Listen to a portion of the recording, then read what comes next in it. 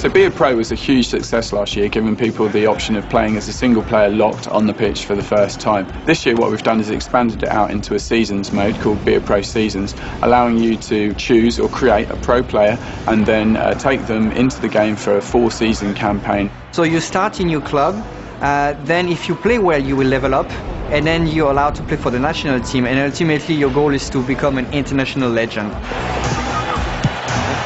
really is on top of it.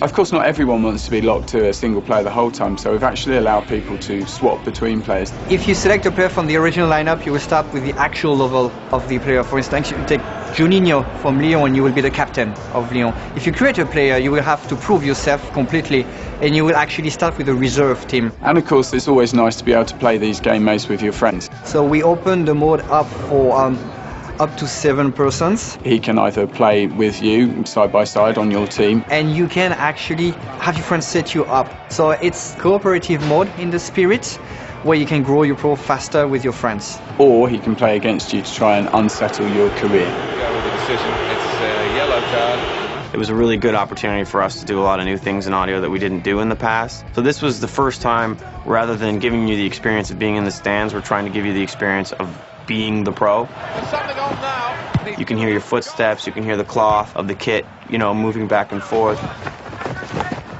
the shot's off. Great. You can hear the grunts and the exertion sounds, and we added a lot more contextual intelligence to it, so when another teammate is asking for you to do something, they'll actually be yelling these commands at you in various languages depending on what team you're playing. Hey, pass. I think it adds a real intensity when you're coming up at goal and gives you that kind of edge of the seat feel. Oh, that's a fantastic goal! You're going to be able to play for 4 seasons. The ultimate aim is basically to become a national legend and represent your country in the International Cup.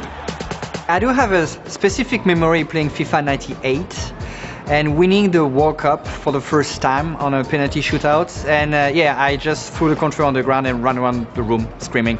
I was very happy. Some years ago, I had the good opportunity to live in London. At the time when I lived in London, I lived off a road called Brompton Road, which is just outside of Knightsbridge. Anyone who's from London will know that Brompton Road and just outside of Knightsbridge, you find yourself in an area called Chelsea. And at the time, they weren't winning a lot of matches, which I was also disappointed about, that I had to follow a team that wasn't, you know, an awesome team. Since that time, they've of course become very, very good.